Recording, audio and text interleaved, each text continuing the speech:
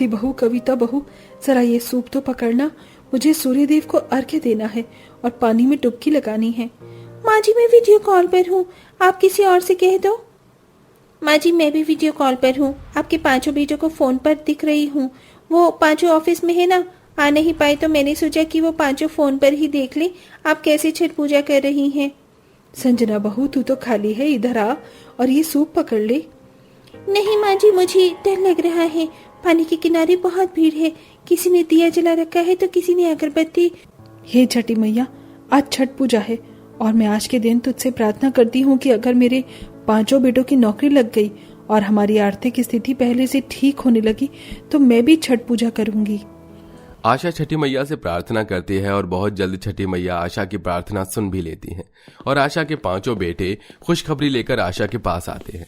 माँ, हमारी मनपसंद की नौकरी मिल चुकी है हमें। माँ, अब हम बहुत जल्द हमारे भी अच्छे दिन आएंगे और हमें भी इस गरीबी से छुटकारा मिलेगा। ये सब कुछ छठी मैया की वजह से हुआ है। छठी मैया ने मेरी पुकार सुन ली। आशा बेहद गरीब थी और उसने काफी गरीबी झेलकर बड़ी मुश्किलों से अपने पांचों बेटों की परवरिश करी थी और आखिरकार आज वो दिन आ गया था जब उसके बेटों ने अपने घर की जिम्मेदारी उठा ली थी और देखते ही देखते 1 साल गुजर जाता है और उनकी आर्थिक स्थिति भी पहले से ठीक हो जाती है, जिसके बाद आशा अपने पांचों बेटों की शादी एक साथ करने का फैसला करती है। बेटा, अब तुम पांचों अपने पैरों पर खड़े हो गए हो।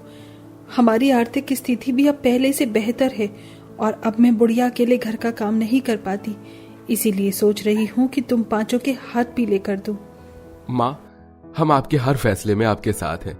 अगर हम पांचों भाई की शादी एक साथ करवाना चाहती हो तो हमें मंजूर है।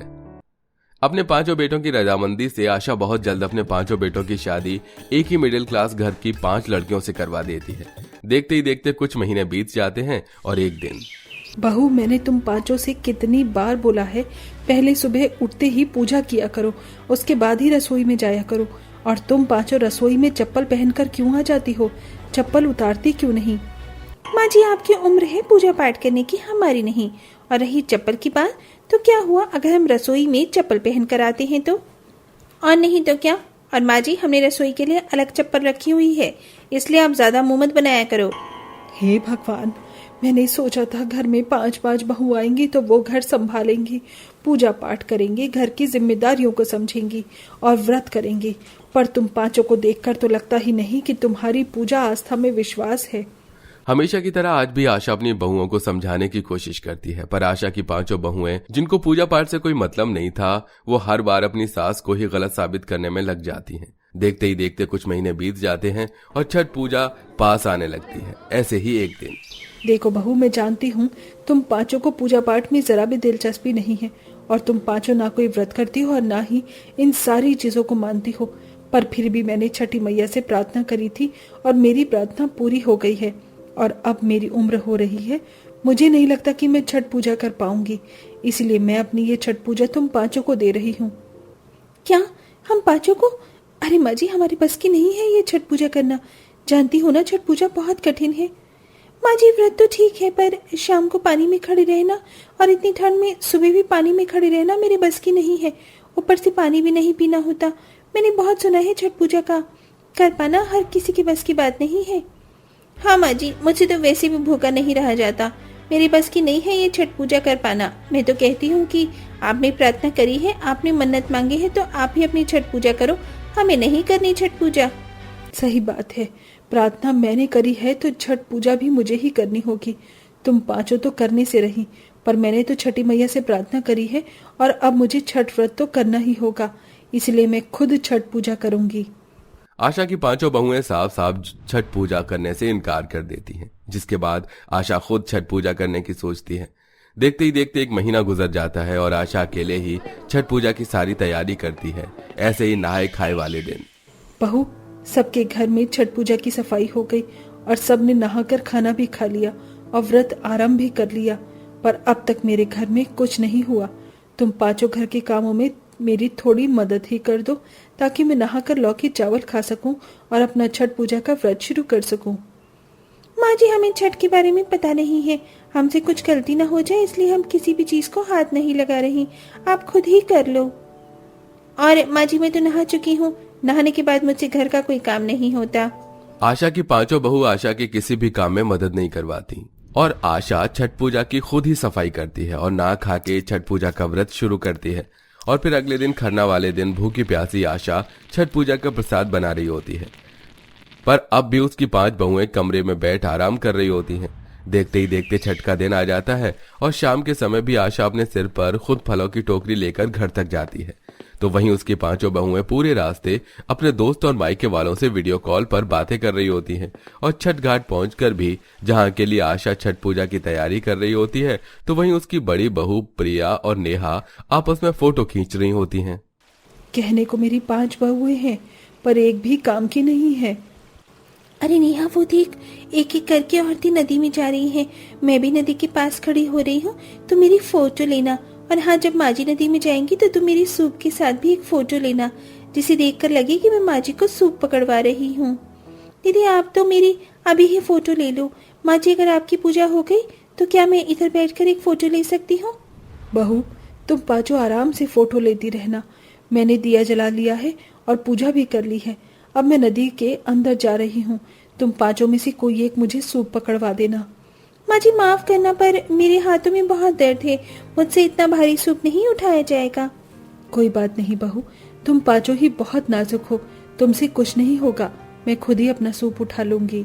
आशा निराश होकर खुद फल से भरा सूप नदी के किनारे रखती है और खुद नदी में जाकर खड़ी होती है।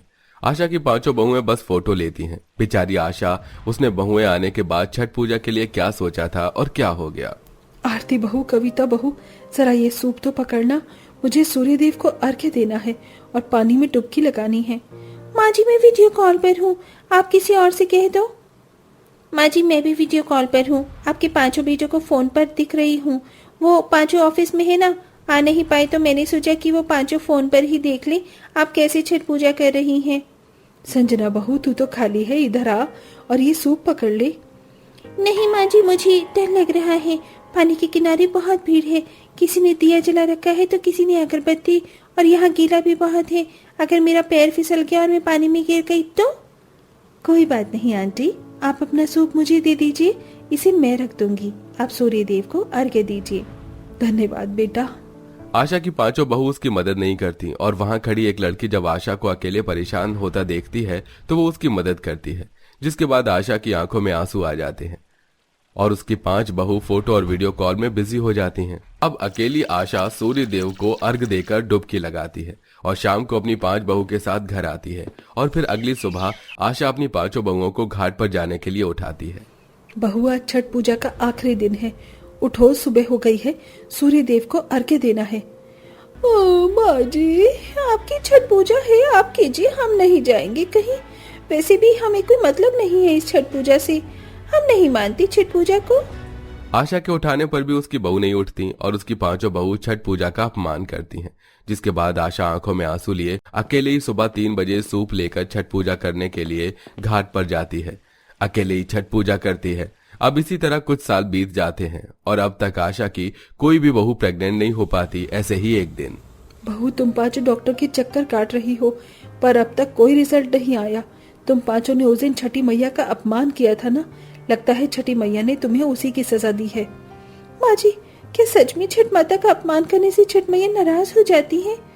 माँ जी, अगर हम 5 भी छठ पूजा करेंगी तो क्या हमारी सोनी गोद भर जाएगी? हाँ बहू, छठ मैया में बहुत शक्ति होती है।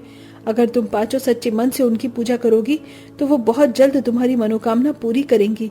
4 महीने बाद छठ पूजा आ रही है।